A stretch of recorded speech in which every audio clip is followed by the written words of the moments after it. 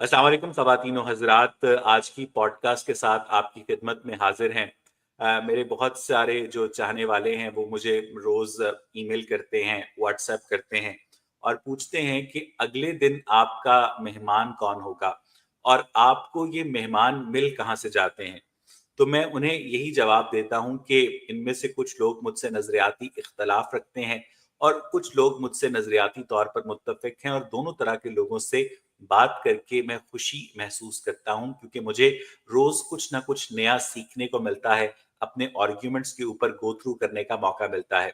आज के जो हमारे मेहमान हैं, वो इस वक़्त फ्रांस में मौजूद हैं और उनका नाम मुनव्वर अली है। बेसिकली कराची के रहने वाले हैं और एक इंतहाई शानदार शख्सियत के मालिक हैं और उन्होंने ये पॉडकास्ट करने की तवील अरसे से मुझसे दरख्वास्त कर रखी थी और बाकायदा अब मुझे उन्होंने सवालात लिख कर भेजे और उन्होंने कहा, इस ख्वाहिश का इज़हार किया कि वो इस पॉडकास्ट के अंदर इंटरव्यूअर का किरदार अदा करना चाहते हैं। तो ओवर टू यू मुनव्वर साहब। जी, अस्सलाम वालेकुम आबिद साहब। अ, कैसे हैं? आपके मिज़ाज कैसे हैं? सब खैरियत है? मैं बिल्कुल अ, ठीक-ठाक, मुनव्वर भाई, आपकी तबीयत सेहत कैसी है? जी, बहुत शुक्रिया। अ, क्या बहुत टाइम हो रहा शुक्रिया है आपके आपने पास वक़्त इस दिया। वक़्त रात क्या टाइम हो रहा है इस वक़्त आपके पास फ्रांस में? जी, 4 बज के 5 मिनट हो रहे हैं सुबह के। सर, इस वक़्त तो लोग तहज्जुद पढ़ते होते हैं, आप पॉडकास्ट करने बैठ गए हैं। बस सर अभी 1-2 घंटे में बच्चों का स्कूल है और फिर इस तरह हम अपने काम में शुरू हो जाएँगे। तो आपके साथ मुख्तलिफ लोग पॉडकास्ट वगैरह करते रहे, सवालात तो मैंने भी कुछ सवालात तरतीब दिए और वो सवालात जिनके शायद आपसे कभी किसी ने पूछे ना हों और मेरे ज़हन में थे कि एक तो मैं मुझे ये भी ख्वाहिश थी कि आपकी इस तरह की भी कोई पॉडकास्ट हो जिसमें आपने क्योंकि आपने तारीख़ का बहुत वसीह मुताला किया है, तो उसके मुतालिक भी आपके कोई प्रोग्राम्स वगैरह हों। लेकिन आपकी शख्सियत के मुतालिक कुछ सवालात मैंने तरतीब दिए हैं, तो मैं वो डायरेक्टली उन पे आना चाहूँगा। पहला सवाल आपसे ये है कि आप ज़िंदगी को क्या समझते हैं? खुशी क्या है? और अपनी ज़िंदगी से आप मुतमईन हैं? सर, मुझे लगता है कि ये जो आपने ज़िंदगी के मुताल्लिक मेरा नुक्ता नज़र पूछा है, ये आपने बेसिकली ज़िंदगी का फ़लसफ़ा पूछा है कि आपके नज़दीक ज़िंदगी का फ़लसफ़ा क्या है? देखिए मुनव्वर साहब, किसी भी रिलिजन या किसी भी फ़िलॉसफ़ी से हटकर जो तमाम लिविंग बीइंग्स हैं, जो बायोलॉजी के अंदर लाइफ़ की डेफ़िनिशन है, वो ये है कि life by definition has to come to an end. तो इस वक़्त इस ज़िंदगी के अंदर आपके पास जितने गिने हुए लम्हे हैं, उन लम्हों को बेहतरीन तरीके से अपनी तमाम तर सलाहियतों को बरूए कार लाते हुए इस्तेमाल करना और अपने पीछे एक ऐसी लेगेसी छोड़कर जाना कि लोग कहें कि जब आप इस दुनिया में आए थे और जब आप इस दुनिया से गए हैं, तो अपने लिए तो हर कोई जीता है ना सर, बीवी बच्चों के लिए हर कोई भाग-दौड़ करता है। लेकिन अगर आप इंसानों का जो कलेक्टिव नॉलेज है, इंसानों की जो कलेक्टिव एक सोच है, उसके अंदर आप कुछ पॉजिटिव तरीके से कंट्रीब्यूट कर जाएँ, तो मुझे लगता है कि आपकी जो ज़िंदगी है, वो काफ़ी बेहतर तरीके से गुज़री है। और ये कोई एब्सोल्यूट डेफिनिशन नहीं है मुनव्वर साहब, ये हर बंदे की मुख्तलिफ हो सकती है। मसलन किसी ने बर्ट्रैंड रसेल से पूछा कि आपके नज़दीक जो ज़िंदगी है, उसका मकसद क्या है? तो उसने कहा था कि acquisition of knowledge and pursuit of happiness.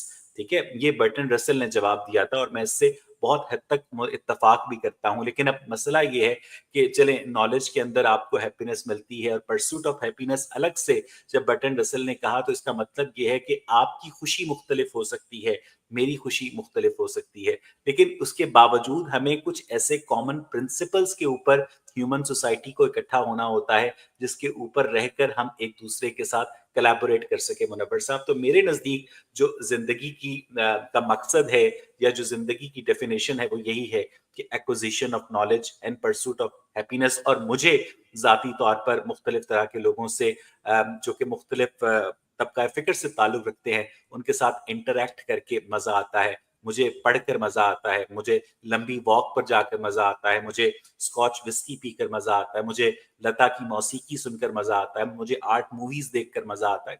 ये मेरी ज़ाती ज़िंदगी की कुछ झलकियाँ जो मैं आपके साथ शेयर कर रहा हूँ मुनव्वर भाई। बहुत अच्छा। इसके मज़ीद आपके जो शौक हैं उस पे भी सवालात कुछ आएँगे। तो लोगों के पर्पसेस हम देखते हैं कि बदलते भी रहते हैं, और कोई इंस्पिरेशन की वजह से उनके मकासद बनते हैं, कोई रिएक्शन की वजह से बनते हैं, कोई बचपन में उनके साथ हुआ उसकी वजह से बनते हैं। तो आप किस शख्सियत से बहुत इंस्पायर हुए, किस नज़रिए से इंस्पायर हुए, और फिर उसको किस तरह आपने ज़िंदगी का कोई मकसद बनाया, कोई पर्पस बनाया? अच्छा, मैं मेरा मसला ये है कि मुझे आज तक किसी औरत से प्यार नहीं हुआ और कभी मैं किसी शख्सियत से स्पेसिफिकली इंस्पायर नहीं हुआ, ठीक है? तो मैं थोड़ा-सा इस मामले में ना आप इसको खुदगर्ज़ कह लें या थोड़ा-सा सेल्फ सेंटर्ड कह लें कि मैं कभी भी हाँ, मुझे कुछ लोगों की ज़िंदगियों के कुछ पहलू अच्छे ज़रूर लगते हैं, लेकिन ऐसा नहीं होता मेरे साथ कि मैं किसी औरत के ऊपर मर मिटूँ या मैं किसी शख्सियत को कहूँ कि ये मेरी आइडियल है। मुझे हर शख्सियत की ज़िंदगी के कुछ ना कुछ पहलू जो हैं, वो अट्रैक्ट करते हैं, लेकिन मैं होली कभी किसी शख्सियत के बारे में ये नहीं कह सकता हूँ कि फलाँ शख्सियत जो है मेरी आइडियल है। तो मैं इस वक़्त जिस थिंकिंग फ़ेज़ में हूँ, मेरी इस शख्सियत को बनाने के अंदर मेरे बहुत सारे लोगों ने एक किरदार अदा किया है, जिसमें पाकिस्तान के अंदर रिसेंटली इंतकाल हुआ उमैर हाशमी साहब का, फिर मेरी पैदाइश से पहले सिब्ते हसन चले गए, 1998 में अली अब्बास जलालपुरी चले गए, उसके बाद कार्ल सेगन थे, विल ड्यूरा थे, ब्रायन कॉक्स हैं, और इन सब लोगों की एक तवील फहरिस्त है। कोई एस्ट्रोनॉमी के मैदान से ताल्लुक़ रखता है, कोई फ़लसफ़े के मैदान से, कोई तारीख़ के मैदान से ताल्लुक़ रखता है। तो हर एक से मुझे कुछ ना कुछ सीखने का, इकट्ठा करने का मौका मिलता है, और मैं जब दाना दाने की तरह चुभता हूँ और फिर उड़ जाता हूँ। लेकिन मैं कभी किसी शख्सियत को होली में आइडलाइज़ नहीं कर पाता हूँ मुनव्वर भाई। ठीक, ठीक, ठीक। बिल्कुल सही, क्योंकि फिर आप एक उसमें दायरे में भी बंद हो जाते हैं। जी हाँ, जी हाँ, तो सर। और ज़िंदगी का मैं ताल्लुक सेहत से भी बहुत ज़रूरी है। तो सेहत के लिए आप क्या करते हैं? कभी-कभी तो आपने बताया कि कार्ब्स अवॉइड करते हैं, या थोड़ा-सा कभी-कभी आप कार्ब्स मैं इन जनरल तफ़सील। अवॉइड करता हूँ। हुँ, हुँ। मैं वो जो 3 चे होती है ना, चावल, चीनी और चपाती, चौथियापे के हुँ, हुँ। अलावा इनसे भी अवॉइड करता हूँ। ठीक, ठीक। लेकिन हमारे यहाँ तो एक वो, चाहे हम बाहर भी चले जाएँ तो डब रोटी तो हम नहीं छोड़ते, घर की जो रोटी रोटी नहीं होती है वो छोड़ते, रह रहे। रोटी नहीं छोड़ते। जी। अच्छा, आपने कभी अपने वालिद साहब के बारे में नहीं बताया, क्या वो हयात हैं? उनके क्या ख़यालात हैं ज़िंदगी के मुतालिक? जी, जी, आपके बारे में उनका मेरे क्या मेरे ख़्वाहिशात थीं? मेरे वालिद साहब हयात हैं और मेरे वालिद साहब जो हैं वो मुझे एक सरकारी अफ़सर बनाना चाहते थे। लेकिन मुझे सरकारी नौकरी से बहुत चिढ़ थी, और मेरे वालिद साहब पंजाब सीड कॉर्पोरेशन के अंदर मुलाज़मत करते थे। तो कभी हम लोग ट्रक लाद कर रहीम यार ख़ान जा रहे होते थे, कभी खानेवाल जा रहे होते थे, कभी साहिवाल जा रहे होते थे। तो मेरे हर शहर में जानने वाले तो होते थे, लेकिन मेरा कोई दोस्त नहीं होता था। तो मुझे सरकारी नौकरी से सबसे बड़ी चिढ़ ये थी कि इसमें आपको कुछ अरसे के बाद आपकी ट्रांसफर पोस्टिंग हो जाती है और आपको अपना शहर छोड़ना पड़ता है। और उसके अलावा वो जो सरकारी महकमों के अंदर चापलूसी होती है, खुशामद होती है, लेग पुलिंग होती है, उससे मुझे बहुत ज़्यादा चिढ़ थी, नफ़रत थी, और इस वजह से मैंने कभी भी सरकारी मुलाज़मत को परस्यू नहीं किया मुनव्वर साहब। अच्छा, इसी तरह आपकी वालिदा के बारे में अगर बताना चाहें कि एक माँ का क्या किरदार होता है, उसको कैसा होना चाहिए, औलाद की जो शख्सियत बनती है उसमें कितना उसका किरदार होता है, और फिर जो फैमिली होती है वो क्या किरदार अदा कर सकती है, या फिर मुझे आपकी बात एक से ऑस्कर इंडिविजुअल चीज़ होती है ये सब? ऑस्कर वाइल्ड की एक कोटेशन है कि तमाम लड़कियों का मसला ये होता है कि वो अपनी माँ जैसी होती हैं, और तमाम लड़कों का मसला ये होता है कि वो अपनी माँ जैसे नहीं होते। लेकिन मेरी ज़िंदगी में इब्तदाई सालों में मेरी शक्ल मेरी माँ से 99% मिलती है, और मेरी जो बोलने की एक सलाहियत है, वो मुझे मेरी माँ की तरफ से मिली है। मेरी वालिदा जो हैं वो अपने कॉलेज के ज़माने में तकारीर किया करती थीं, डिबेट्स किया करती थीं, और मुझे अच्छी तरह याद है कि मेरी स्कूल के अंदर पहली तकरीर जो है, वो भी मेरी वालिदा ने ही मुझे लिख कर दी।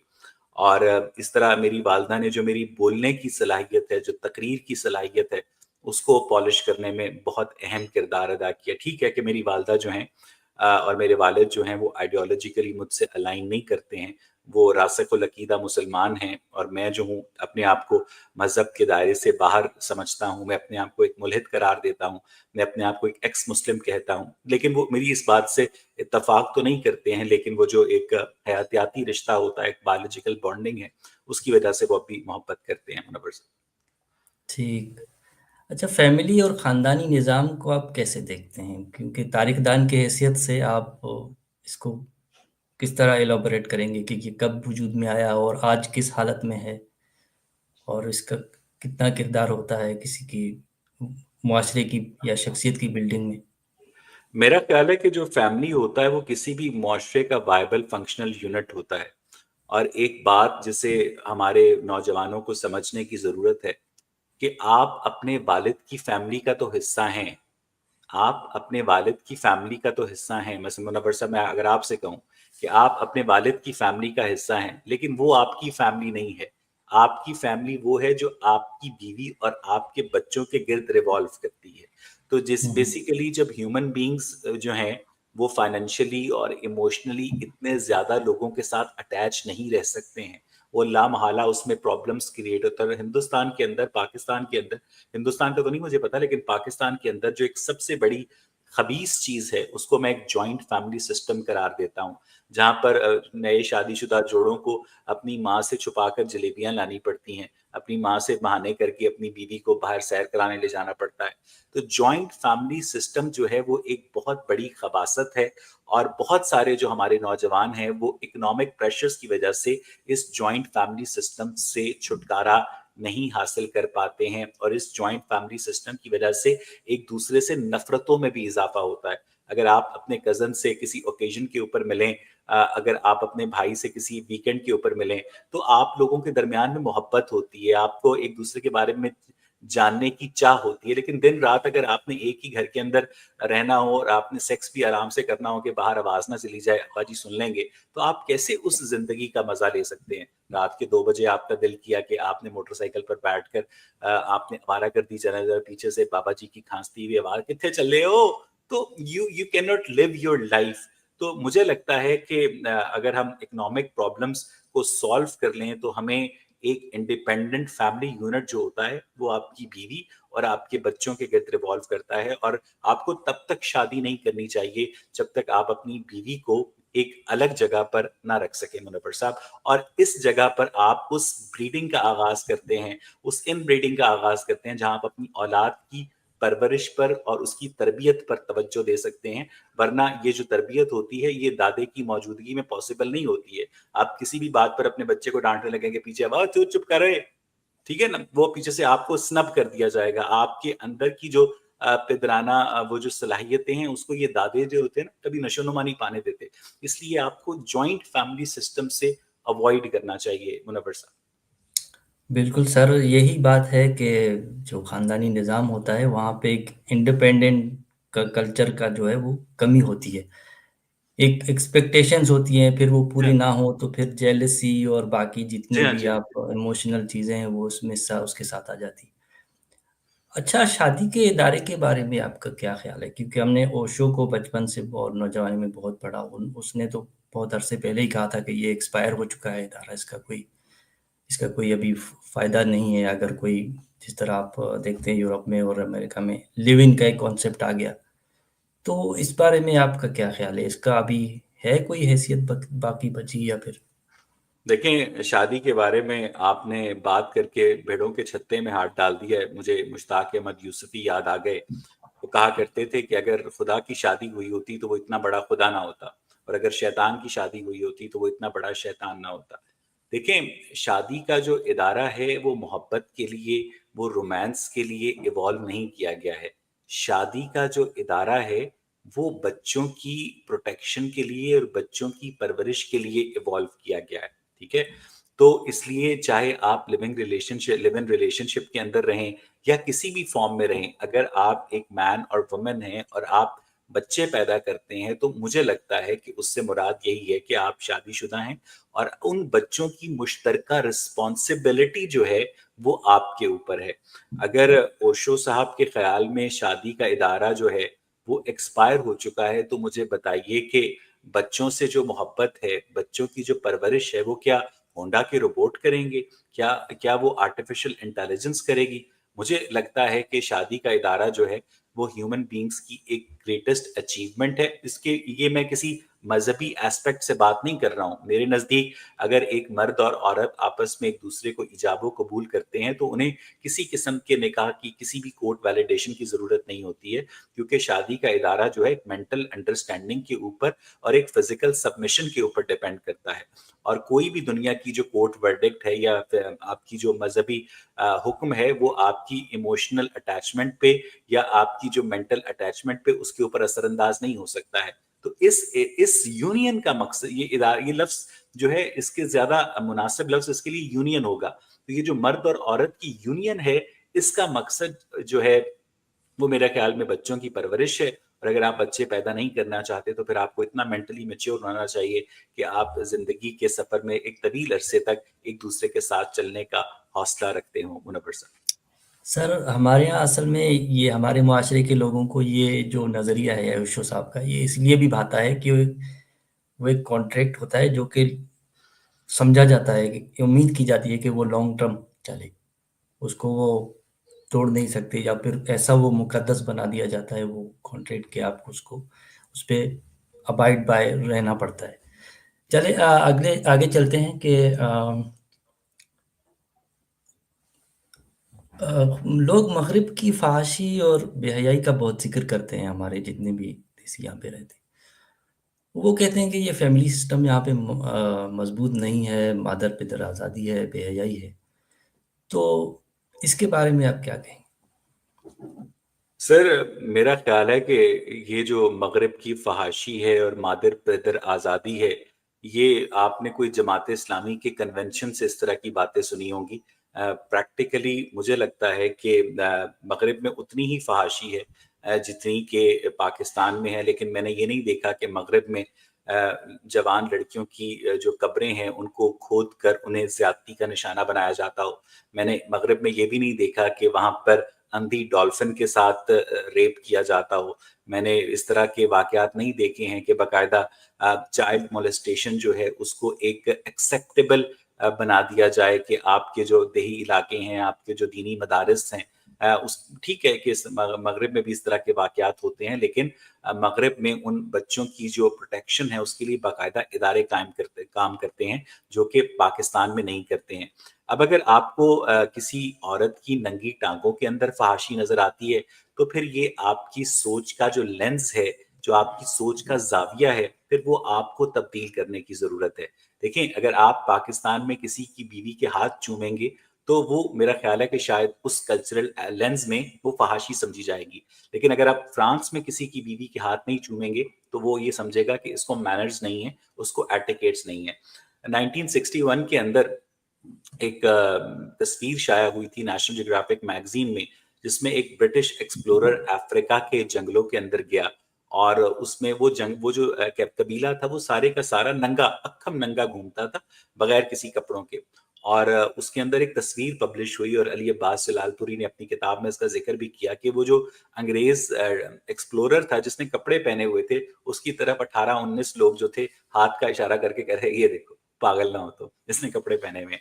तो ये चीज आपको रिलेटिविटी ऑफ मॉरल्स की जानिब सोचने का बताती है कि आपको कदीम मेसोपोटामिया के अंदर, एंशियंट इराक के अंदर, जब तक किसी कमारी लड़की को मंदिर में ले जाकर किसी जब अजनबी उसकी तरफ सिक्का उछालता था और वो उसकी वर्जिनिटी नहीं खत्म कर देता था, तो तब तक उसकी शादी नहीं हो सकती थी। ठीक है, आपके जो आर्टिक रीजन के अंदर स्कीमूज रहते हैं, वो अपने हाँ मेहमान आने वालों को बाकायदा अपनी औरतें पेश किया करते थे, ताकि वो सर्दी के मौसम में गर्म हो सके, उनका जिस्म जो है हरारत हासिल कर सके। तो ये जो रिलेटिविटी ऑफ मॉरल्स है ना, इसको अंडरस्टैंड करना बहुत ज़रूरी है। और जब आप इस रिलेटिविटी ऑफ मॉरल्स को अंडरस्टैंड कर लेंगे, तो फ़हाशी फिर आपको सिर्फ़ और सिर्फ़ जमात-ए-इस्लामी और इस्लामी जमीयत-ए-तलबा की तकरीरों में और किताबों में मिलेगी। एक्चुअली वो एग्ज़िस्ट नहीं करती है। अगर आपके नज़दीक नाइट क्लब जाना फ़हाशी है, अगर आपके नज़दीक बीच पर सन बाथ लेना फ़हाशी है, तो जो लोग ये कर रहे हैं, उनके नज़दीक वो फ़हाशी नहीं है, उनके नज़दीक वो एक सोर्स ऑफ एंटरटेनमेंट है। अगर नाइट क्लब में एक लड़की अपने बॉयफ्रेंड के साथ जाती है, तो वो दूसरे बॉयफ्रेंड के साथ किसी दूसरे लड़के से नंबर नहीं पकड़ती है, ठीक है? वो अपने बॉयफ्रेंड के साथ एन्जॉय कर रही होती है। तो मेरा ख़्याल है कि ये जो पाकिस्तान के अंदर फ़हाशी का और मग़रिब में मादर-पितर आज़ादी का ये जो नज़रिया है, ये सरासर गलत है। और पाकिस्तान के जो लोग हैं, इन जनरल वो पाकिस्तान में शरीयत तो नाफ़िज़ करना चाहते हैं, लेकिन मौका मिलने पर वो भी आपके पास फ्रांस आना चाहते हैं, मुनव्वर भाई। जी सर, यही बात है कि उसकी जो डेफ़िनेशन हमारे यहाँ है वो थोड़ी अलग है कि हया जी हाँ। किसको कहते हैं और जी, जी। हालाँकि इनकी जो अपनी हुँ, हुँ। मज़हबी किताबें हैं, उसमें मैं सिर्फ़ और सिर्फ़ कैरेक्टर्स के नाम चेंज कर दूँ, तो उन पर पाबंदी लगा दें कि इतनी फ़ाहिश किताबें हम लोग बर्दाश्त नहीं कर सकते। दूसरी तरफ हम देखते हैं कि ये मुआशरे खुशहाल भी हैं जहाँ जहाँ के लिए ये लोग कहते हैं कि मदर-पितर आज़ादी है, फ़हाशी है और यहाँ पे करोड़ों जो हैं वो आते हैं हमारे देश ही और जो है और इनकी तनकीद से थकते नहीं हैं हमारे बाबे और ये लोग तो नौजवान जो है कश्तियाँ उलटने से नहीं डरते यहाँ पे आने से। और जब ये मग़रिब पहुँचकर उन ममालिक में सेटल हो जाते हैं, तो फिर वहाँ शरीयत का भी मुतालबा करते हैं। फिर वो ये भी मुतालबा करते हैं कि जनाब यहाँ पर लाउड स्पीकर पर अज़ान होनी चाहिए। वो फिर टाइम स्क्वायर के ऊपर जान-नमाज़ बचाकर नमाज़ पढ़ना शुरू कर देते हैं। यानी जो मुसलमानों के अंदर ये जो मज़हब का कीड़ा है, उसने इनको एक इज्तमाई तौर पर चलते-फिरते ज़ॉम्बीज़ के अंदर कन्वर्ट कर दिया, मुनव्वर साहब, मेरी ज़ाती राय में। बहुत ही सर ये पैराडॉक्स है, ये ज़हनियत कभी समझ में नहीं आती वैसे। अच्छा लिबास के मुतालिक थोड़ा-सा अ, बात कीजिए कि इससे क्या अख़लाक का कोई ताल्लुक होता है या फिर जैसे मग़रिब का ड्रेस है या यूरोप में जो है इजाज़त है आप कुछ भी, लेकिन हमारे यहाँ उसमें कुछ पाबंदियाँ हैं, किस तरह का ड्रेस ना हो, किसका हो। हमारे वज़ीर-ए-आज़म भी जो है जब थे इमरान खान वो उन्होंने भी इस तरह की कोई बातें की और अक्सर लोग करते हैं। तो ये ड्रेस का क्या है एक तारीख़ दान की हैसियत से आप इसके क्या कहें? सर, मेरा तो ख़्याल है कि 35,000 साल पहले चीन के रीजन में इंसानों ने पहली मर्तबा जो लिबास है, वो अपनी थर्मल रेगुलेशन के लिए बुनना शुरू किया था। और ड्रेस को मॉडेस्टी के साथ अटैच करना एक बहुत लेटर सिविलाइज़ेशन का जुज़्व है। और अगर किसी के रिवीलिंग ड्रेस की वजह से आपके अंदर सेक्सुअल डिज़ायर्स जो हैं, वो अरोज़ हो जाती हैं और आप उन सेक्सुअल डिज़ायर्स के ऊपर काबू नहीं पा सकते हैं, तो फिर आप एक जानवर हैं। और अगर लिबास का ताल्लुक जिनसी तहरीक से होता, तो मुझे आप बताएँ कि कसूर की 7 साला ज़ैनब ने कौन-सा फ़ाहिश लिबास पहना होता था? ये जो कब्रिस्तान के अंदर बच्चियों के ख़वातीन के रेप होते हैं, उनकी डेड बॉडीज़ के साथ, उन्होंने कौन-सा इमॉडेस्ट लिबास पहना होता है? ये जो मदारिस के अंदर ये जो तलबा की लड़कों की शलवारें उतार कर मौलवी उनकी पुश्ते-ज़ेरी में अपना उज़्व तनासुल दाखिल करते हैं और बाद में गुस्ल जनाबत किए बगैर जुम्मे की नमाज़ पढ़ाते हैं, तो उन्होंने कौन-सा इमॉडेस्ट लिबास पहना होता है? तो मेरा ख़्याल में ये जो लिबास की इमॉडेस्टी है, इसका बहाना करके अपनी सेक्सुअल डिज़ायर्स के ऊपर काबू ना पाना मेरा मेरा ख़्याल है कि ये सिर्फ़ और सिर्फ़ विक्टिम ब्लेमिंग है और इसकी शदीद हौसला शिकनी की जानी चाहिए, मुनव्वर साहब। इसी तरह शराब के बारे में है कि जब 60s 70s में हमारे यहाँ ये जब बार भी होते थे और जब लोग पीते थे, लेकिन फिर इस पे पाबंदी लगाई गई। हमारे मुआशरे के ये मुताबिक तो ये ये पाबंदी नामुमकिन चीज़ ये है, जबकि पाबंदी उस दूसरी तरफ सरदार अली भुट्टो ने लगाई थी, मौलाना कौसर हुँ, नियाज़ी के कहने पे, जो खुद ब्लैक डॉग स्कॉच विस्की पिया करते थे। और पाकिस्तान जो है वो उस कायदे-आज़म ने बनाया है जिन्हें खुद स्कॉच विस्की बहुत पसंद थी। और आज पाकिस्तान के जो आर्मी चीफ हैं, उनके बारे में आदिल राजा साहब कहते हैं कि वो ब्लू लेबल विस्की बहुत पसंद करते हैं। मैं भी कोई विस्की का इतना बड़ा मुखालिफ नहीं हूँ।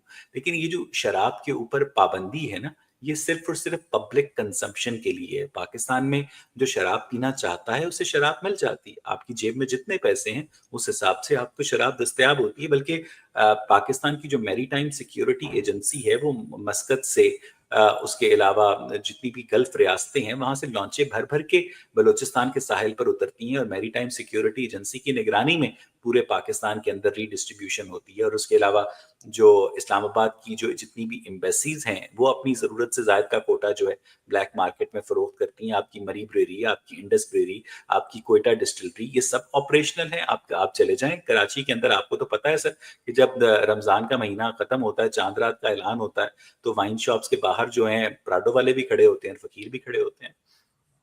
सर ये मुझे कोई टीवी का क्लिप याद आ रहा है, हम देखते थे पीटीवी पे, तो कौसर नियाजी बैठे होते थे किसी के साथ, तो एक चेनक पड़ी होती थी, तो लोग तो समझ रहे थे कि ये चाय है, लेकिन वालिद साहब कह रहे थे कि नहीं, इसमें कुछ वो शराब है। हम्म। तो ये मुनाफ़क़त है इनकी। और ज़ाहिर है आम लोगों के नहीं है, तो हमारे यहाँ बहुत सारे लोग जो है 2 नंबर और ज़हरीली पी के बीमार भी हुए, कुछ बहुत सारे मर भी और गए। मजे की बात यह है कि इस्लाम जो है वो इस दुनिया के अंदर शराब पर पाबंदी आयद करता है और जन्नत में शराब की नहरों का वादा करता है। मुझे एक दफा नियो टीवी के दफ्तर में औरिया साहब मिले और कहने लगे, ओए तुम शराब पीते हो? मैंने कहा जी हम बोतल में पीते हैं, आपने नहर में पीनी है। तो ये लॉजिक मुझे समझ नहीं आती है कि जन्नत में बियर की अलग नहर होगी, विस्की की अलग नहर होगी। खैर उस ज़माने में तो विस्की अभी इजाद भी नहीं हुई होती थी, तो शायद अल्लाह ताला को पता ना हो कि विस्की और वोडका को भी बोतलों में सर्व करना चाहिए, वो उनको नहरों में बहाकर बैठे हुए हैं। तो मेरा ख्याल है कि पैगंबर इस्लाम की जितनी भी ज़ाती चॉइसेस थी वो अल्लाह ताला की ज़ाती चॉइसेस थी। और अगर पैगंबर इस्लाम इसके बारे में थोड़ा सा भी नर्म रवैया रखते तो आज इस दुनिया के अंदर भी शराब हलाल होती। अभी पिछले दिनों मैं जावेद अख्तर की बात पढ़ रहा था जो कि मेरे बड़े दिल को लगी कि इस्लाम में सूअर भी हराम है और इस्लाम में शराब भी हराम है। सूअर इसलिए नहीं खाते क्योंकि उसका मुतबादिल है, लेकिन शराब इसलिए पीते हैं क्योंकि उसका मुतबादिल नहीं है। मुनव्वर साहब। जी सर, अच्छा, अब आपकी ज़िंदगी और यहाँ आने के मुतालिक अगर आप बताना चाहें मैं इस कुछ पर तो। बात नहीं करना चाहता। जी, तो आपका वहाँ पे स्टेटस या जॉब या कुछ मैं इसके मैं बारे इस में। पर मैं इस पर कुछ कमेंट नहीं करना ओके। चाहता। चले, एक और सवाल है। आप देखते हैं कि अरशद महमूद साहब है, परवेज़ हुद भाई हैं, और हमारे यहाँ बहुत डॉक्टर इश्तियाक हैं, मुज़म्मिल शाह हैं। उनके मुकाबले में अगर हम फैमिली व्लॉगर्स को देख लें या दूसरे जो कोई फ़ुज़ूल बात करते हैं, उनमें से कोई सब्सटेंस तो होता ही नहीं है, और कोई तारीख़दान, कोई तारीख़ी मालूमात, ना कोई साइंसी, ना इल्मी, यहाँ तक कि कोई माशरती सवाल भी जो है वो सबक वग़ैरह भी उनको हमको देखने में नहीं मिलता। तो इस तरह के लोगों का के जो है वो करोड़ों में फैन्स भी होते हैं, सब्सक्राइबर भी होते हैं। तो ये इसके पीछे क्या वजूहात होती है? मुझे लगता है कि अगर आप सिस्टरोलॉजी का चैनल देख रहे हैं या डक्की भाई का चैनल देख रहे हैं या रजब भट्ट का चैनल देख रहे हैं, तो इनमें क्या कहते हैं, हर एक की बंदे की चॉइसेस अलग होती है ना। अगर आपको कुछ सोचने समझने वाला कंटेंट देखना है तो उसके लिए आप उन सारे लोगों के चैनल्स देख सकते हैं जिनके नाम आपने अभी गिनवाए हैं। लेकिन बहुत सारे लोग जो होते हैं वो सारे दिन के थके मांदे होते हैं, वो थोड़ा सा देखना चाहते हैं कि लोगों की जिंदगियों में क्या चल रहा है। तो मुझे लगता है कि उनको अपने से इंटेलेक्चुअली इंफीरियर समझना कि वो फैमिली व्लॉगर्स को देखते हैं, ये थोड़ा-सा ना एक इंटेलेक्चुअल सुपीरियरिटी की जानिब इशारा करता है। देखें, आपकी और उनकी चॉइस मुख्तलिफ है। हो सकता है कि वो अपनी प्रोफ़ेशनल ज़िंदगी में आपसे ज़्यादा आगे हों, हो सकता है कि वो अपनी तालीमी काबिलियत में आपसे ज़्यादा आगे हों, लेकिन उनको हम टीवी के ड्रामे देखना ज़्यादा अच्छा लगता है, उनको रजब भट्ट का कंटेंट देखना ज़्यादा अच्छा लगता है।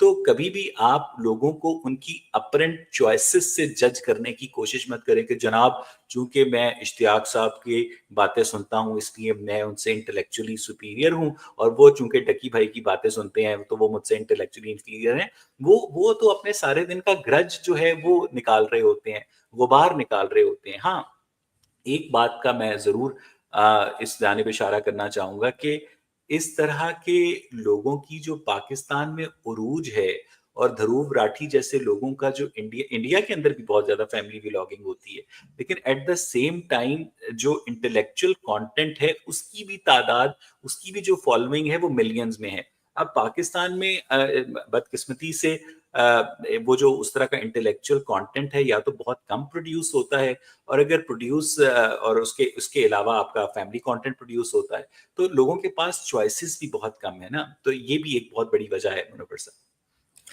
हाँ, लेकिन कभी-कभी मैं सोचता हूँ कि अगर इवोल्यूशन जैसे जिस्मानी हुई, फिर माइंड की भी हुई, तो हर मुआशरे में ये चंद ही क्यों, कोई रोशन ख़याल तबका कोयले की जो है, कान में चंद ही चंद हीरे ही होते हैं लोग क्यों। मुनव्वर साहब, कोयले की कान में चंद ही हीरे जी, होते हैं।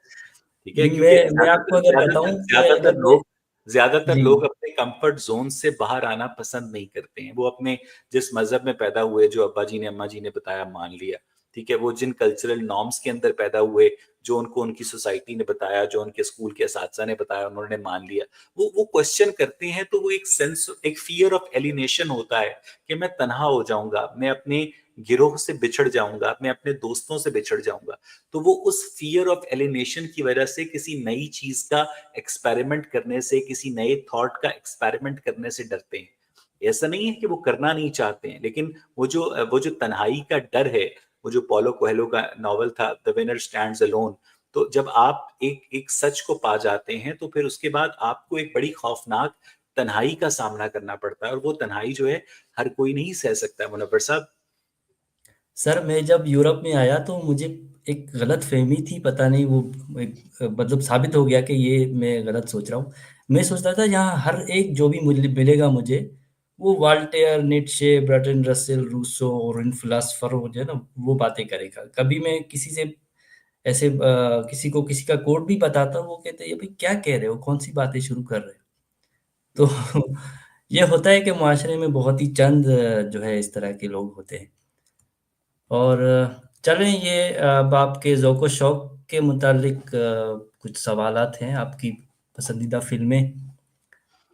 सर, मुझे 12 एंग्री मैन बहुत पसंद है, मुझे इनहेरिट द विंड बहुत पसंद है, मुझे शॉशैंक रिडेम्पशन बहुत पसंद है, और एक 1957 की या 58 की मूवी है विटनेस टू द प्रोसिक्यूशन, मुझे वो फ़िल्म बहुत पसंद है। मुझे जो क्लासिक हॉलीवुड सिनेमा है वो बहुत पसंद है, मुझे इंडियन आर्ट मूवीज़ बहुत अच्छी लगती हैं। तो और उसके अलावा मैं कभी-कभी इंडियन आर्ट में कोई नाम पुराने मसलन दौर?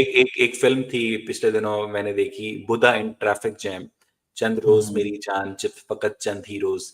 तो मुझे मुझे जो नसीरुद्दीन शाह साहब ने काम किया, मसलन एक डॉक्टर की मौत, वो एक बड़ी अच्छी हाँ, फ़िल्म वो थी। मैंने भी देखी। एक रुका हुआ फ़ैसला, रुका हुआ अल्बर्ट फैसला, अल्बर्ट बिल्कुल। पिंटो को गुस्सा क्यों आता है। तो इस तरह की जो इंडियन आर्ट मूवीज़ ने बहुत अच्छा काम किया है, और मुझे बहुत लगता है कि अच्छी। वो जो सरमाया है, वो हमारी नौजवान नस्ल को ज़रूर देखना चाहिए। और बदकिस्मती से हमारी जो स्ट्रीमिंग की ऑप्शंस हैं, नेटफ्लिक्स है, अमेज़न है, उस पर इस तरह का कंटेंट इन जनरल हुँ, अवेलेबल हुँ। नहीं होता है, और आपको जो अच्छी फ़िल्म है, वो बाकायदा सर्च करके, ढूँढ के देखनी पड़ती है, खरीद के देखनी पड़ती है। और मुझे लगता है कि एक अच्छी फ़िल्म और एक अच्छी किताब जो है, उसके पीछे थोड़ी-सी अगर आपको जद्दोजहद भी करनी पड़े, तो I I think then it's worth it. और हुँ, मुझे एक हुँ। एक फ़िल्म थी, मेरा ख़्याल है 10 कमांडमेंट्स, तो उस फ़िल्म के अंदर जो एलिज़ाबेथ टेलर है, वो भरे दरबार में, फ़िरौन के दरबार में आती है और फ़िरौन को किस करती है, और उसके बाद जो डायलॉग है, वो एलिज़ाबेथ टेलर को अमर कर देता है। एलिज़ाबेथ टेलर कहती है कि I have kissed you to tell you that this is what you are not going to get. जी सर, बहुत तो सारी फ़िल्में हैं। डॉक्टर डॉक्टर येवागो है, द ब्रिज ऑन रिवर हुँ। कवाई है, तो आपका आपका लॉरेंस ऑफ अरेबिया है। यानी आप आपके पास अच्छी फ़िल्मों के तो अंबार लगे हुए हैं। One Flew Over the Cuckoo's Nest है, ईटी एक्स्ट्रा टेरेस्ट्रियल है, उसके अलावा कॉन्टैक्ट है।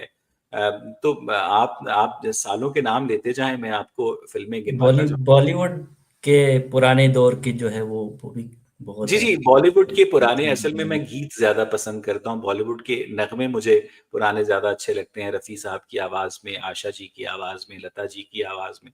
तो मैं उन नग़्मों के ऊपर इतना ज़्यादा फ़ोकस करता हूँ कि मुझे वो पूरी फ़िल्म देखने का कम ही मौका मिलता है। गाइड मैंने देखी थी, आज फिर जीने की तमन्ना है, आज फिर मरने का इरादा है, ठीक है? तो लेकिन पुरानी इंडियन फ़िल्में मैंने बहुत कम देखी हैं, लेकिन हाँ, जो इंडियन आर्ट सिनेमा है, वो मैंने काफ़ी देखा है, मुनव्वर साहब। हुँ, हुँ, हुँ।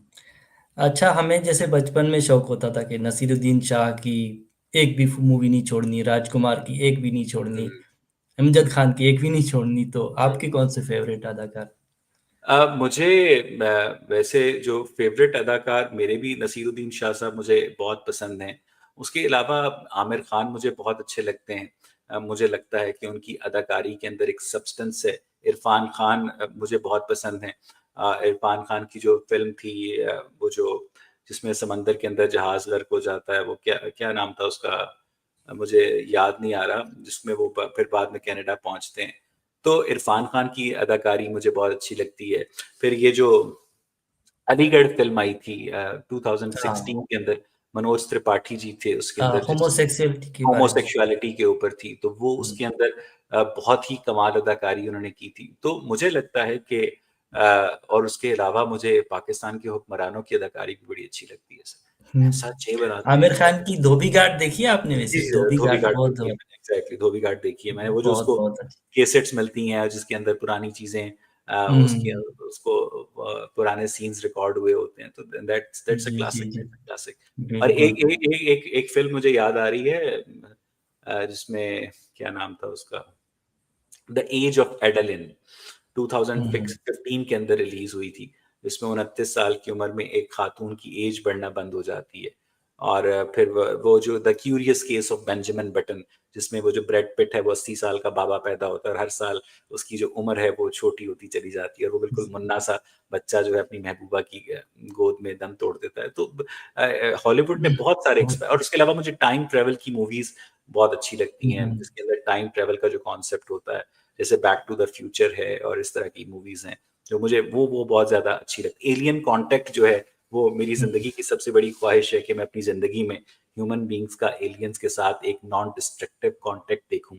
क्योंकि मैं ज़ाती तौर पर मज़हब का नाक़िद हूँ और मुझे लगता है कि जिस दिन ह्यूमन बीइंग्स एलियंस के साथ एक कॉन्टैक्ट एस्टैब्लिश करेंगे, तो मज़हब का जो इदारा है, उसकी नज़रियाती असास को मज़ीद नुकसान पहुँचेगा मनोवर साहब। एक और थी सर लास्ट ईयर जी, जी, अमिताभ लास्ट बच्चन की। एग्ज़ैक्टली, जी, एग्ज़ैक्टली। और इस तरह की काफ़ी हैं। अदाकाराएँ कौन-सी उस दौर में आप? अदाकाराएँ, सर मुझे क्या कहते हैं, एक फ़िल्म थी मलीना मलीना इटालियन मूवी थी। उसकी अदाकारा का नाम मुझे याद नहीं आ रहा है।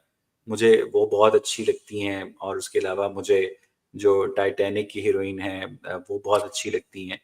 और उसके अलावा मैं हुस्न से ज़्यादा जो परफ़ॉर्मेंस है, जो अदाकारी है, उसके ऊपर बहुत ज़्यादा तवज्जो दी। मसलन बिग बैंग थ्योरी के अंदर वो जो एक सीरीज़ है उसके अंदर जो वो आती है लड़की जोड़ी शोख और चंचल सी है, मुझे वो बड़ी अच्छी लगती है। उसके अलावा इंडिया में अगर देखा जाए तो मुझे नंदिता दास के फीचर बहुत अच्छे लगते हैं। नंदिता दास की अदाकारी से मैं बहुत ज़्यादा मुतासिर हूँ और तो इस तरह this is a varied spectrum एक लेकिन मुझे माया मेमसाब थी, उनकी अदाकारा का नाम मुझे पता नहीं, जी, लेकिन जी, उनकी वो जो इजाज़त फ़िल्म के अंदर थी। इजाज़त फ़िल्म हुँ। में मेरा कुछ सामान तुम्हारे पास पड़ा है, 116 चाँद की रातें, एक तुम्हारे काँधे का तिल। तो जी, जी। ये ये ये तो मेरा ख़्याल है गुलज़ार साहब ने जिस चीज़ को भी छुआ है, कमाल कर दिया है। गुलज़ार साहब बिल्कुल। की क्या बात है सर, क्या बात और है। एक दामिनी की हीरोइन जो है वो अभी आजकल मेरे ख़्याल में स्विट्ज़रलैंड में या कहीं पे रह रही हैं। हुँ। वो भी बहुत ही एक वुमेन राइट्स पे अच्छी फ़िल्म थी, बहुत ही ज़बरदस्त। सर मुझे ऐसे लग रहा है कि मैं अख़बार-ए-जहाँ के रिपोर्टर को इंटरव्यू दे रहा हूँ। देखो चलें। बहुत बहुत नहीं सर मैं मज़ाक नहीं कर रहा हूँ। मुझे मुझे बहुत ही तैयारी के साथ और बहुत ही स्ट्रक्चर्ड क्वेश्चन्स नहीं होते थे, जैसे आप टेप रिकॉर्डर रख के बैठे होते थे और बस उसके सर बाद ये आप मेरे ज़हन में आ गए थे, मैंने कहा यार किसी ने इस तरह की बातें नहीं की तो चलो मैं कर नहीं, लेता हूँ। मुझे मुझे बहुत अच्छा लगा क्योंकि मुझे रोज़ जो स्ट्रीम्स मैं कर रहा होता हूँ, उसमें एक ख़ास किस्म का एंटी रिलिजियस कंटेंट जो है मैं बोलता हूँ, रिलिजन्स की मुखालफत करता हूँ। तो मुझे आज ये उस रूटीन से हटकर आपसे बात करने का, आपसे गुफ्तगू करने का मज़ा आया, बल्कि मुझे अभी इश्तियाक पैदा हो रहा है कि मैं कुछ आपके बारे में जानूँ क्योंकि आपसे मेरा बड़ा अरसे से राब्ता है, लेकिन कभी भी इतनी जी। डिटेल्ड इंटरैक्शन जो है, वो कभी नहीं हो सकी है क्योंकि आपको और मुझे वक़्त ही कहाँ मिल पाता है। तो थोड़ा-सा कुछ अपने बारे में भी बताइए। सर कुछ सवालात मुकम्मल हो जाएँ बिस्क हाँ, से हाँ, बाद। Please, please, please, please. अ, आपका बचपन में क्या था कि अब मैं बड़ा होके ये बनूँगा? इस तरह की कुछ होती है ना ख्वाहिशात कि सर छठी जमात में मैं नेवी में जाना चाहता था, मुझे याद है। और मैं बकायदा वो डोगर की एक गाइड मिला करती थी जिसमें आपको नेवी में जाने के जो टेस्ट थे वो क्लियर करने के, वो मैं खरीद कर लाया था। लेकिन 7वीं 8वीं तक मैं क्लियर हो चुका था कि जो पाकिस्तान के अंदर मिलिट्री फोर्सेस हैं वो उस तरह की मिलिट्री फोर्सेस नहीं है। और पाकिस्तान की जो मिलिट्री फोर्सेस हैं वो बेसिकली ऑक्यूपेशन फोर्सेस हैं। और अगर आपने अपनी एक ह्यूमन सेल्फ को पॉलिश करना है तो फिर आपको मिलिट्री से दूर रहना होगा। और उसके बाद फिर मैं डॉक्टर बनना चाहता था। और फिर उसके बाद मैंने हालात ने कुछ ऐसा पलटा खाया कि मैंने पंजाब यूनिवर्सिटी से बी फार्मेसी की। और जब तक मैं बी फार्मेसी करके फारिग हुआ तो उसके बाद फिर मुझे जियो टीवी में जॉब मिल गई। तो इसी तरह एक जिंदगी जो है वो एक कभी कोई कोई ऐसा प्लान नहीं रहा जिसको मैंने बहुत एक्टिवली परसू किया हो। तो मैं बिल्कुल गो विद द फ्लो वाला आदमी हूँ, मुनव्वर साहब।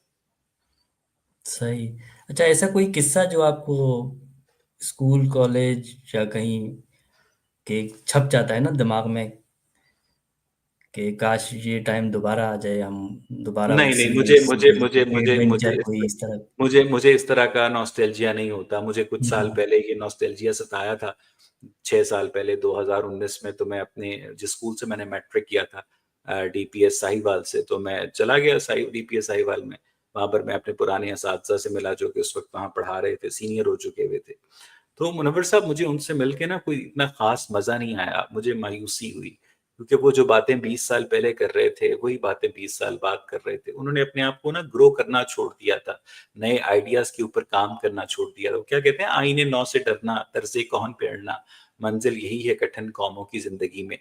तो सच। ये जो पास्ट का नॉस्टैल्जिया होता है ना, ये पालना बेकार है। मुझे मुझे कभी भी ऐसा नहीं हुआ कि जनाब मैं फलां वक्त में पहुंच जाऊं तो उसके बाद बड़ा अच्छा हो जाएगा।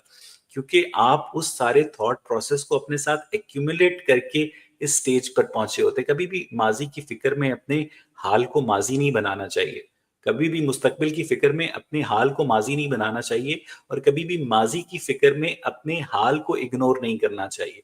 कि आप नहीं जा सकते हैं, आप टाइम ट्रेवल करके वापस 16 साल के नहीं हो सकते हैं। आप उन हमजोलियों से नहीं मिल सकते हैं जो आपका वो क्या कहते हैं, जिंदगी के सफर में बिछड़ जाते हैं वो मकाम फिर नहीं आते, चाहे कोई पुकारा करे जितने भी प्यार से। बिल्कुल। तो you have to accept the reality.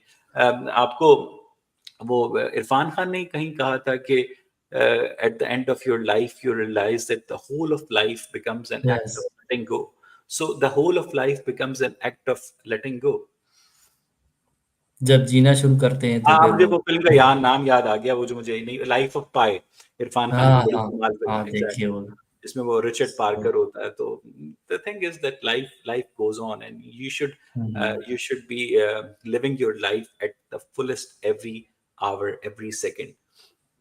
इस 2-3 साल के खेप से भी मैं भी गुजर के फिर मतलब एक जिस तरह आप बात कर रहे हैं कि माजी को अपने साथ चिपकाना नहीं चाहिए, तो नहीं नहीं नहीं नहीं अपने नहीं देश नहीं, को जब छोड़ के हम आए आप थे यूरोप तो। देखिए, जिंदगी एक सफर है और सफर हमेशा लाइट वेट करना चाहिए। आपको ज्यादा वो जो मेंटल लगेज है ना वो अपने साथ कैरी नहीं नहीं से करना में। चाहिए कि अगर ऐसा हम्म, होता तो ऐसा होता, अगर ऐसा होता तो ऐसा होता।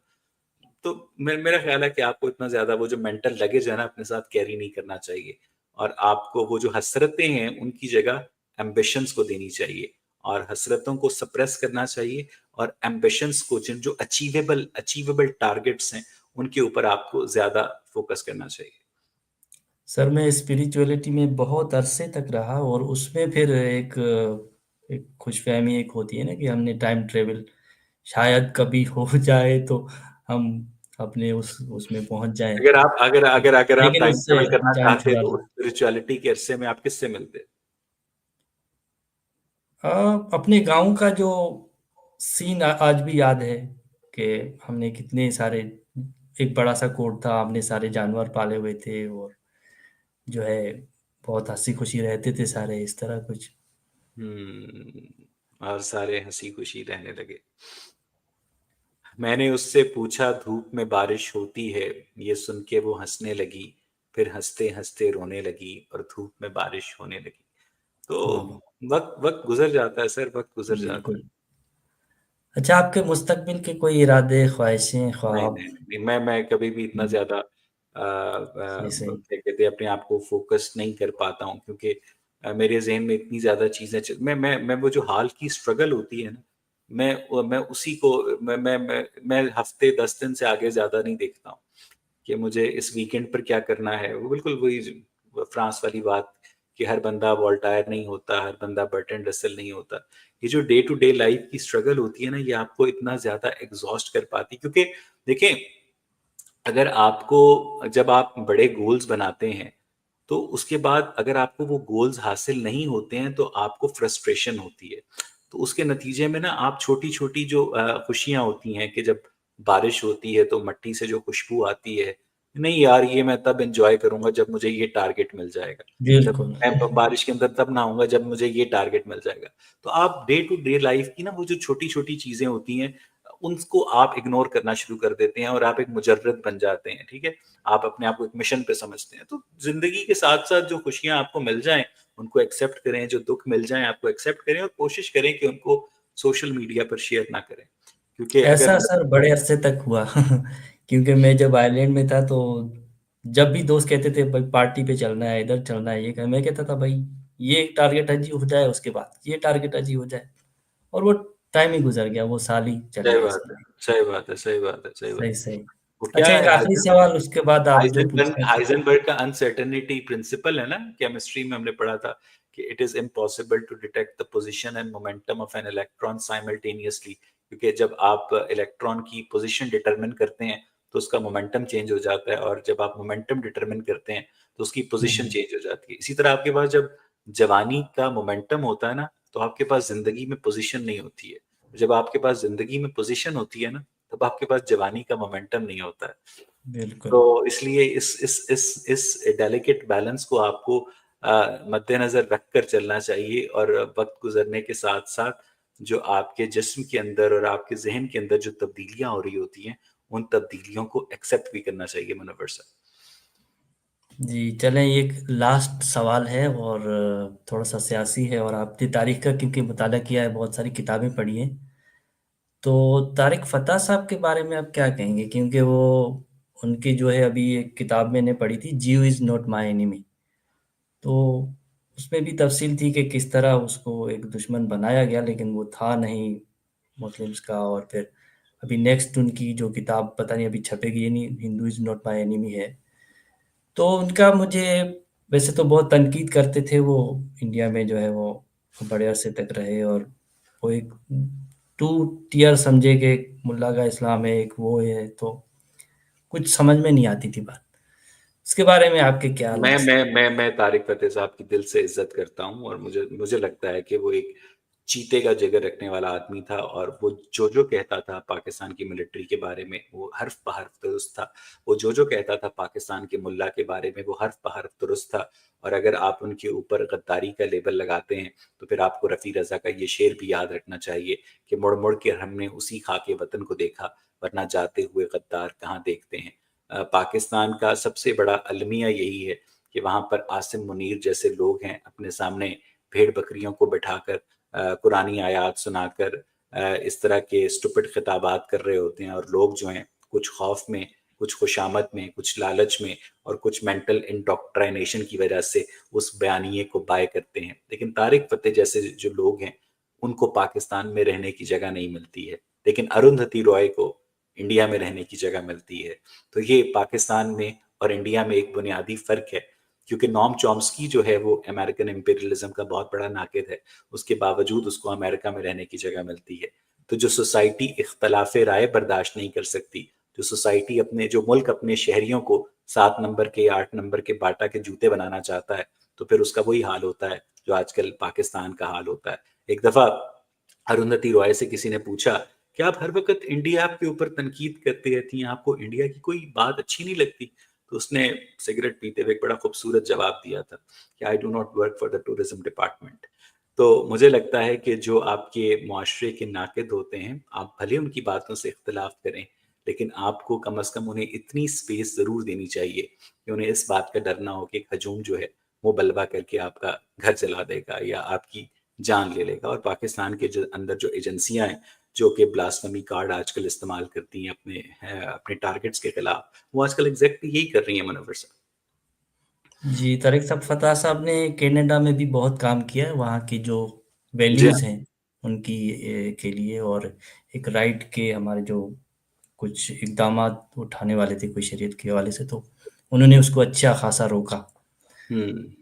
और देखिए, मुझे इस मुझे मुझे लगता है कि जो वेस्टर्न सिविलाइजेशन का प्रिंसिपल है फ्रीडम, और जब उन्होंने मुसलमानों को ये फ्रीडम दी तो उसके बाद ये जो फ्रीडम है अब बाकायदा उनके गले पड़ना शुरू हो गया, और वेस्ट को अब इस बात का एहसास होना शुरू हो गया है कि उन्होंने मुसलमानों को, और ख़ास तौर पर नज़रियाती, अभी पिछले दिनों की बात है, मैंने 2-3 दिन पहले बताया है कि मुझे एक दोस्त की डियरबॉर्न मिशिगन से कॉल आई कि वो वहाँ पर मस्जिद में बैठा हुआ था, इस्लामिक सेंटर ऑफ अमेरिका में, बाकायदा एक मौलवी जो है उसने मेरी तस्वीर दिखाई और लोगों को मुतनब्बे किया कि इस तरह के एथियस्ट के सवालों को गुरेज करें, और अगर आपके जहन में कोई भी क्वेश्चन हो तो हमसे शाम 4 से 6 के दरमियान रब्ता करें, और अगर ये एथियस्ट किसी मुस्लिम मुल्क में होता तो इसकी जान की गारंटी मैं नहीं दे सकता था। ये उन्होंने एक कॉवर्ट अल्फाज के अंदर धमकी भी दी।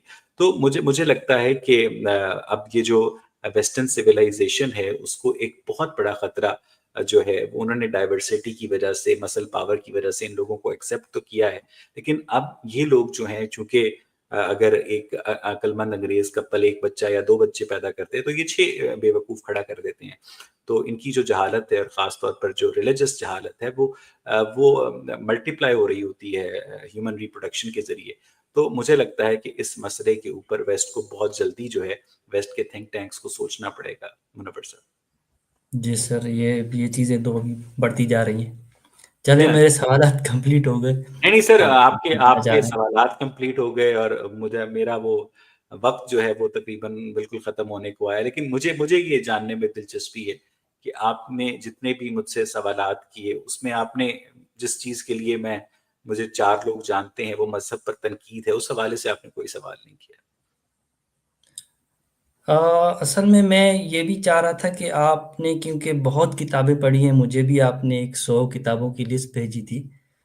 तो ऐसा कोई सिलसिला आप शुरू करें, जैसे अवेयरनेस, एक तारीख के हवाले से, सिविलाइजेशंस के हवाले से, जितना भी आपने पढ़ा है, आपको आपको याद होगा, आपके माइंड में होगा। तो वो कुछ हम भी मुस्तफ़ीद हों उस स्टोरी ऑफ देखिए सर, सिविलाइजेशन से आपको उन। आपको मैंने हिस्ट्री के ऊपर 2 किताबें लिखी हैं, और मुझे मुझे लगता है कि जो वन साइडेड कंटेंट होता है ना, मसलन मैं वीडियो का आदमी नहीं हूँ, उसके लिए आपको बहुत ज़्यादा ग्राफ़िक्स चाहिए होते हैं, उसके अलावा आप उसमें उसके लिए आपको बहुत ज़्यादा इनपुट चाहिए होती है। तो मैं वो छोटी-मोटी वीडियोज़ बनाता रहता हूँ जब भी मेरे ज़हन में कोई नया आइडिया आ जाता है, लेकिन मैं कन्वर्सेशन के ऊपर बिलीव करता हूँ, मैं गुफ्तगू के जी, ऊपर बिलीव करता हूँ, मैं मुकालमे के ऊपर बिलीव करता हूँ, मैं आपके स्पॉन्टेनियस ह्यूमन रिएक्शन के ऊपर भी बिलीव करता हूँ। और लोग जो हैं उस गुफ्तगू को ज़्यादा दिलचस्पी से देखते हैं, ज़्यादा शौक से देखते हैं कि वो कहीं न कहीं सवाल करने वाले को या जवाब करने वाले को उसके अंदर अपने आप को देख रहे होते हैं, उसके साथ अपने आप को रिलेट कर रहे होते हैं। तो इस वजह से मैं वो जो सारा कंटेंट जो आप बात कर रहे हैं वो सिर्फ रीअरेंजमेंट होती है जी, फैक्ट्स की। वो सारे फैक्ट्स किताबों में और वीडियोस में और डॉक्यूमेंट्रीज के अंदर मौजूद हैं। जो असल चीज़ जो कि सोसाइटी के अंदर लैक करती है, वो मुख्तलिफ तबका हाय फ़िक्र के दरमियान, वो मुख्तलिफ स्कूल्स ऑफ थॉट के दरमियान एक मीनिंगफुल कम्युनिकेशन है, जिसमें एक दूसरे को हराने के जज्बे से बालातर होकर, मुनाजरे के जज्बे से बालातर होकर गुफ्तगू की जाए, और इस बात का इदराक किया जाए कि तमाम ह्यूमन बीइंग्स जो हैं, वो एक जैसा नहीं सोच सकते हैं। उनके बॉइलिंग पॉइंट्स डिफरेंट होते हैं, उनका आईक्यू लेवल डिफरेंट होता है, उनका ईक्यू लेवल डिफरेंट होता है, उनकी एस्पिरेशंस डिफरेंट होती हैं, उनके वो जेनेटिक और एनवायरमेंटल फैक्टर्स डिफरेंट होते हैं जिन्होंने उनकी सोच को शेप किया होता है। और आपको उन डिफरेंसेस को, अगर आप उनसे एग्री नहीं करते हैं, तो उन डिफरेंसेस की वजह से आपको उन इंसानों से नफ़रत नहीं करनी चाहिए। मुझे लगता है कि जो मुकालमा है, वो आगे चलकर और ख़ास तौर पे उसमें सोशल मीडिया बड़ा अच्छा किरदार अदा कर रहा है, वो इस दुनिया के अंदर पीस लाने का बायस बनेगा। मुनव्वर साहब। जी, बिल्कुल। और हम यही ऑब्ज़र्व मैं यही करता हूँ कि आप एक कॉमन मैन से, ज़ाहिर है लोगों को ये भी महसूस होता होगा कि आप एक इंटेलेक्चुअल से बात करें, या लेकिन आप एक कॉमन मैन से, उसकी सोच से आहिस्ता-आहिस्ता नहीं ऊपर सर, जा रहे हम हमारे हमारे दरवाज़े हर एक के लिए खुले होते हैं ना सर।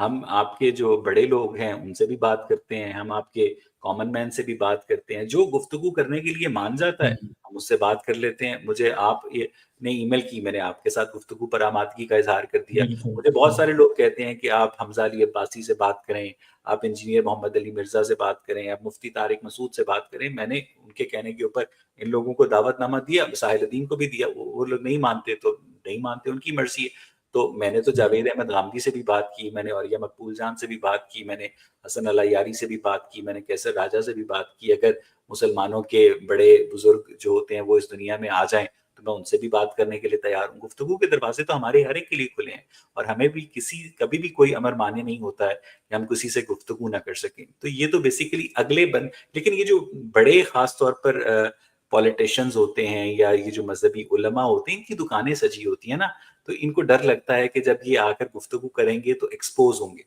तो जब ये हुँ, एक्सपोज़ होंगे तो इनके इनके जो पैरोकार हैं उनके ज़हनों के अंदर जो अकीदत के महल बने हुए हैं वो मिस्मार हो जाएँगे।